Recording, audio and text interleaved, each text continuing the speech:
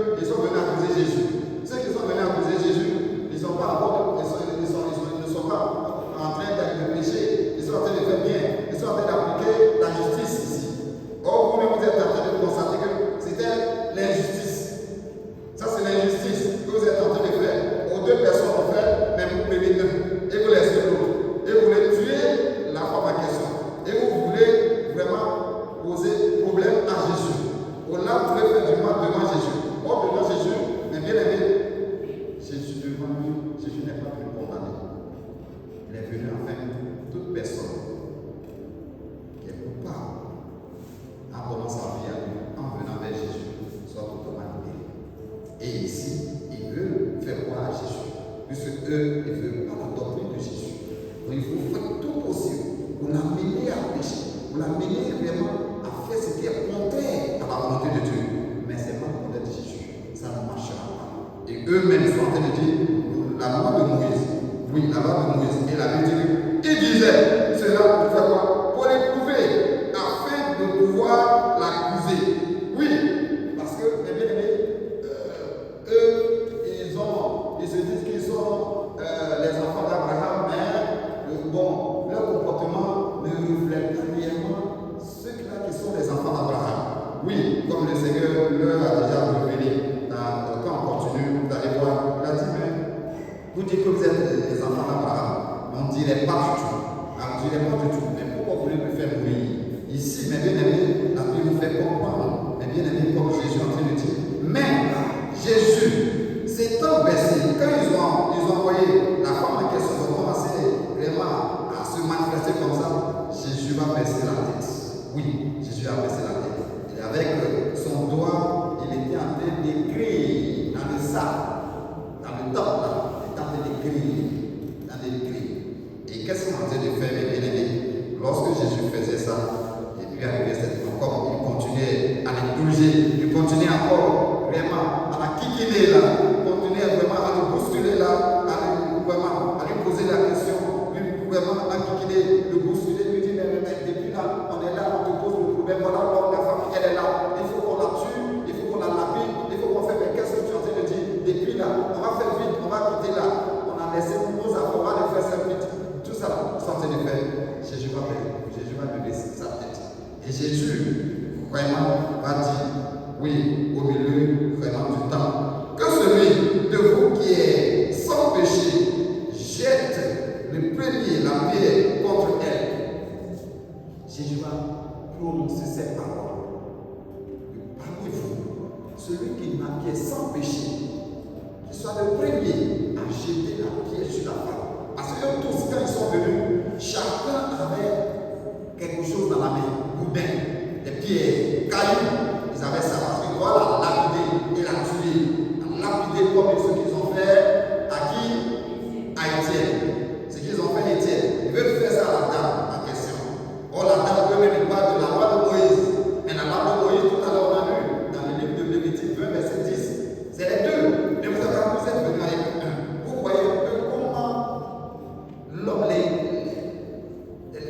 c'est pas ça, l'injustice de l'homme. L'homme se dit qu'il est juste. Il va appliquer la justice. Mais on applique la justice. Un seul sens. Au lieu que ça soit les deux sens, c'est un seul sens. Et là, ça pose problème. Ça ne dit pas réellement, ce n'est pas la loi de Moïse. Malheureusement, ils prononcent la loi de Moïse. Mais la loi de Moïse dit les deux. Mais ici, voilà ce qu'ils sont en train de faire. Et la Bible nous dit que le Seigneur va leur demander cela. On va aller dans le livre de Deutéronome 17, verset 7. Nous dit quoi? Quand Jésus vraiment va dire, mais parmi vous là, celui qui n'a jamais péché, celui qui est sans péché, qu'il soit le premier à jeter la pierre. Oui, Deutéronome 17, verset 7. Nous dit quoi? Celui qui a trouvé va nous aider.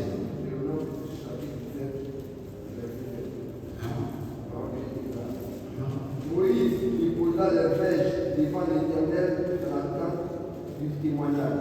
Deutéronome 17, verset 7.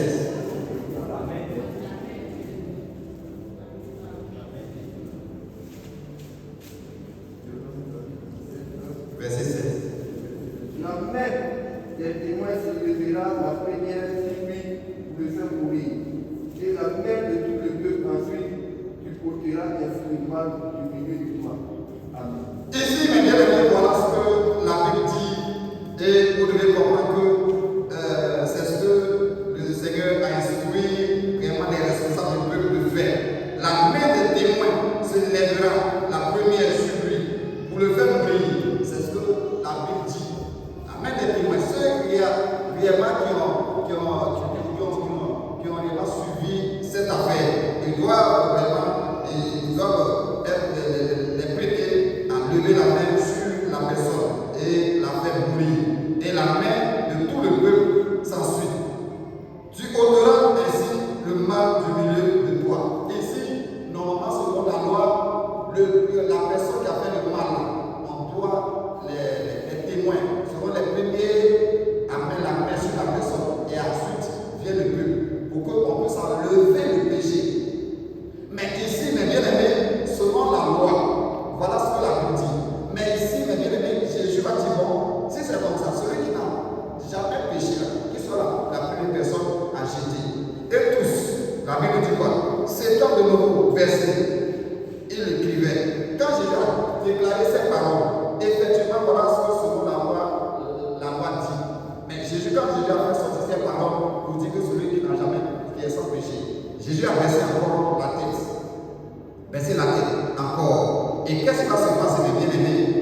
encore toujours. Quand ils entendirent cela, accusés par quoi? Par leur conscience, ils se retiraient un à un, depuis les premiers, les plus âgés, jusqu'au dernier. Et Jésus resta seul avec la femme qui était là au milieu. Oui, ici, mes bien-aimés, les hommes et les femmes, les hommes qui sont venus, qui ont envoyé vraiment la femme en question là. Quand Jésus a déclaré ces paroles, mes bien-aimés, eux tous, chacun avait quelque chose en main. La pierre, le boudin, lapidé la femme. Et quand Jésus a dit ça, Jésus a baissé encore la tête. Et au moment où Jésus va lever sa tête, mes bien-aimés, Jésus va se retrouver avec qui? Avec la femme seule. Mais qu'est-ce qui s'est passé? La Bible dit que leur conscience va les interpeller, va leur revenir. Ah, c'est tellement, ou bien le matin, ou bien hier, est-ce que je n'ai pas posé un acte de péché avec quelqu'un? Est-ce que je n'ai pas fait cela? Est-ce que je n'ai pas fait cela? Leur conscience. Parce que mes bien-aimés, comme vous devez comprendre que la Bible dit que avant la loi, ceux-là qui ont vécu avant la loi seront jugés par quoi? Par leur conscience. Maintenant, ceux-là qui sont venus, qui sont nés dans la loi, au moment où Dieu a dit à Moïse d'écrire les 10 commandements en question, ils seront jugés selon la loi. Maintenant, depuis que Jésus est venu sur la terre, ceux-là qui sont nés et que Jésus, l'évangile est prêché, ils seront jugés selon la parole du Seigneur. Qui ont entendu l'évangile, qui ont refusé, c'est le problème qui est là. Ici, la Bible nous fait comprendre qu'au moment où Jésus va lever sa tête, mais bien aimé, tous ceux-là qui sont venus, ils ont une conscience. Leur conscience là va les interpeller. Va les interpeller. Ce qu'ils ont comme pierre, comme quoi que ce soit, pour tuer la dame. Mais bien aimé, tout ça là, le nez là, c'est ça, le muscle a fait. Et la pierre va tomber. Les boudins vont tomber. Parce que, mes bien-aimés, ce qu'ils veulent faire, Jésus, le fait qu'ils ont amené réellement la femme vers Jésus, c'est tellement, mes bien-aimés, quelque chose t'a amené à Jésus. Peut-être ça peut être une maladie, ça peut être une situation grave, difficile, qui t'a amené à Jésus. C'est pas pour ta mort. C'est même pas pour ta mort. C'est pour que tu sois libéré. Peut-être, tu te dis que bon, les gens veulent te faire du mal. Oui, ici, ces personnes, les scribes et les pharisiens voulaient te faire du mal. Mais ils ne savent pas qu'en t'envoyant vers Jésus, en cherchant vraiment à t'exposer, mais bien aimé, c'est pour ta libération. C'est ta libération. Eux, ils croyaient te faire du mal. Mais ils ne savent pas qu'à ce moment-là, c'est un moment où tu reçois ta libération. Tu reçois la vie. Tu reçois la paix dans ton âme. Ils croyaient te faire du mal. Mais en temps, ils sont en train de te jeter dans ta bénédiction. Ils sont en train de te pousser vraiment sur la montagne. Sur Jésus. Aussi tu tombes sur Jésus. Mais bien aimé, ta vie change. Ils ont mené ta dame vers Jésus. Croyant qu'ils vont l'exposer. Mais ils ne savent pas qu'ils sont en train de la placer au bon endroit. Au bon endroit. À l'endroit de la vie. À l'endroit de la vie éternelle. Oui, parce que tu crois en Jésus. Tu rencontres Jésus. Mais bien aimé, c'est la vie éternelle. Ils ne savent pas que, oui, sans Jésus, c'est l'enfer. Mais ils ne savent pas que ce qu'ils sont en train de faire là, c'était du bien qu'ils étaient en train de faire à la femme. C'est ça. Et la Bible nous fait comprendre les Romains ici. On va dire quelque chose. Romains 2, verset 22. Romains 2, verset 22. Romains 2, verset 22. La femme était seule, au milieu. Oui. Romains 2, verset 22.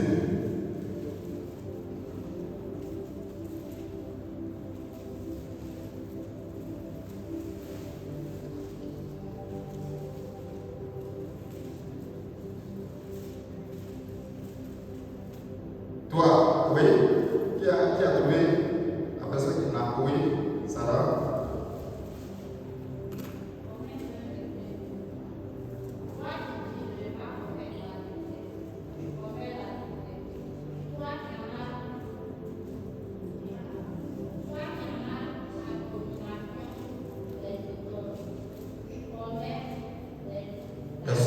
Oui, les sacrilèges. Ici, mes bien-aimés, c'est ça qu'on comprend ici.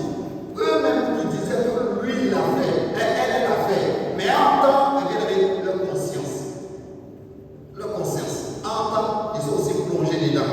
Mais bien-aimés, comme tout à l'heure, je suis en train de dire, oui, en jetant la femme, c'était réellement pour donner la vie, pour mettre la femme en question, réellement, oui, dans la vie éternelle. Ici, la Bible nous fait comprendre ici.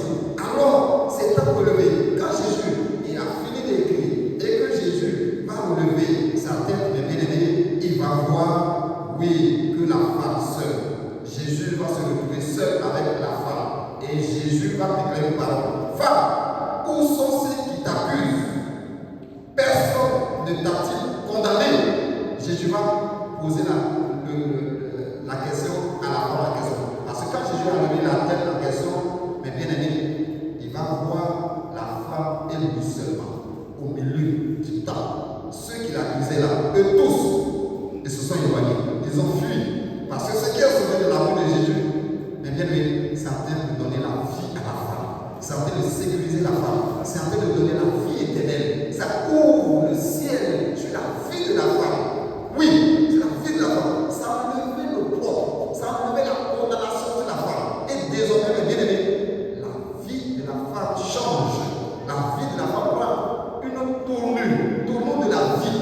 Pas tournure de l'échec, tournure du succès, tournure de la gloire. Et la Bible nous fait comprendre que, mes bien-aimés, le Seigneur va poser ces questions. Et elle répondit, elle-même, elle répond. Maintenant, elle va parler. Non, Seigneur. Et Jésus lui dit, la femme a dit non, parce que tous ils sont partis. Seigneur. Jésus va répondre ou dire, je ne te condamne pas non plus. Va et ne pêche plus. Acclamons le roi de gloire.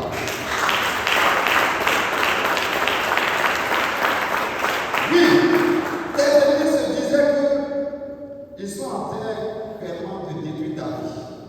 Ils peuvent envoyer certainement des maladies, des problèmes vraiment qui dépassent certainement ton entendement.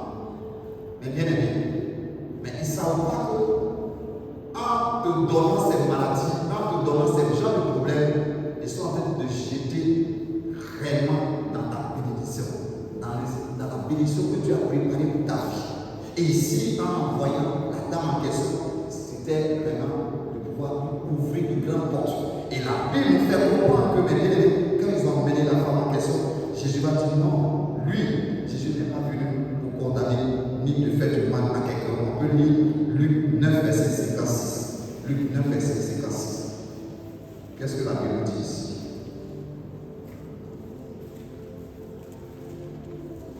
Luc 9, verset 56. Celui qui n'a pas encore lu. Celui qui n'a pas encore lu. Ou celle qui n'a pas encore lu. Car. Oui.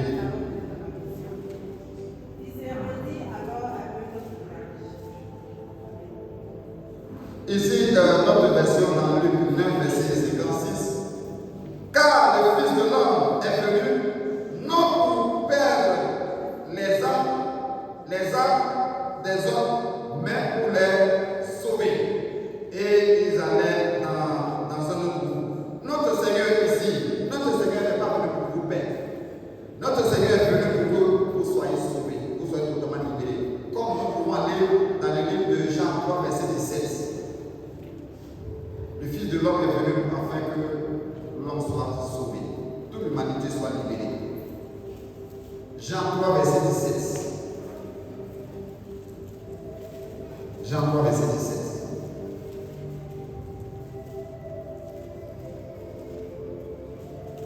Jean 3, verset 17. Toi qui n'as pas encore lu, on souhaite que tout le monde puisse lire. Ouais.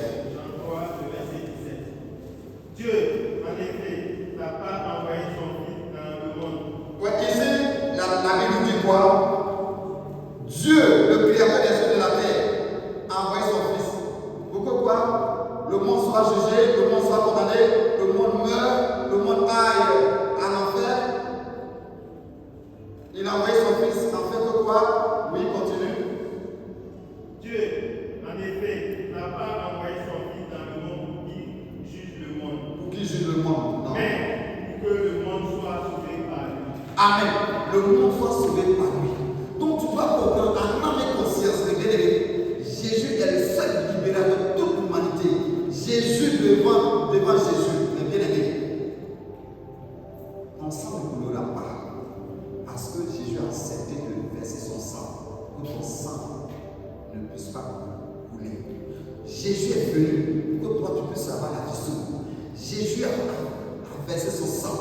Il a été blessé pour que toi tu ne sois plus blessé. Au travers de ses blessures, tu sois guéri. Toi qui es malade, tu reçois la guérison. Tu reçois la bonne santé. Que cela soit scellé dans le sang de Jésus. Pour tous ceux-là qui t'accusent, ça va compte. Oui, comme ici, nous sommes en train de voir ici. Ils sont venus pour eux, pour accuser Jésus.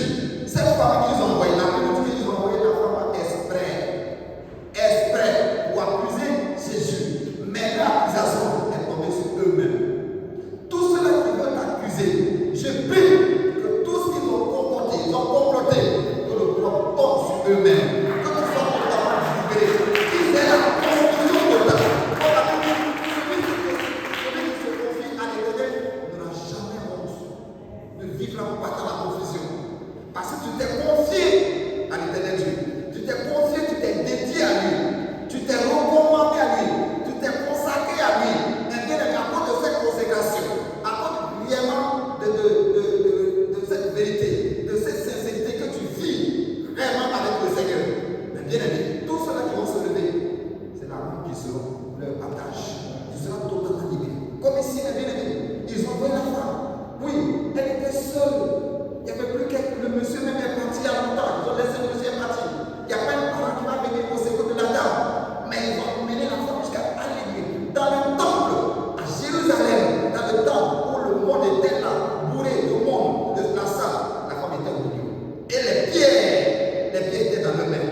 Les boudins étaient dans leurs mains. Ils l'ont préparé depuis là où la fer s'est produite là-bas, jusqu'à ils vont l'amener dans le temple. Dans l'église encore, mes bien-aimés. Et Jésus était là.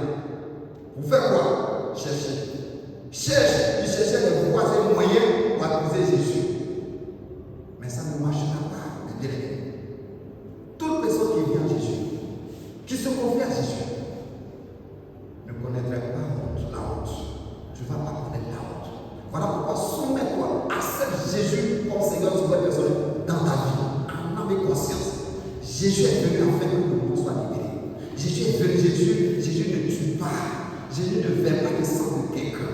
Lui-même, il a accepté de verser son sang. Pour que quiconque accepte sa parole soit libéré. Vivons selon le Seigneur. Ayons la crainte du Seigneur. Vivons selon le Seigneur. Acceptez Jésus comme Seigneur. On n'accepte pas Jésus pour donner à quelqu'un. C'est toi-même, ta vie. Parce que tu vas te présenter un jour à l'autre devant le tribunal de Christ. Cette question te sera posée. Mais dès maintenant, quel que soit tout ce que tu as eu à faire, si tu dis au Seigneur, me voici, pardonne-moi. Mais bien aimé, parce que quand ils ont amené la femme en question, effectivement, c'était vrai. Mais ce qu'ils voulaient faire, est-ce que la loi qu'ils voulaient appliquer, est-ce que c'est la loi complexe? C'est une partie. Et devant Jésus, ça ne marchera pas. C'est pour le ciel, c'est pour Jésus qui marchera. Jésus ne les a pas bousculés. C'est une parole qui est sortie de sa bouche, qui a libéré la femme. Une parole est en train de sortir de ma bouche, de la bouche du Seigneur, pour te rendre libre. Pour te rendre libre.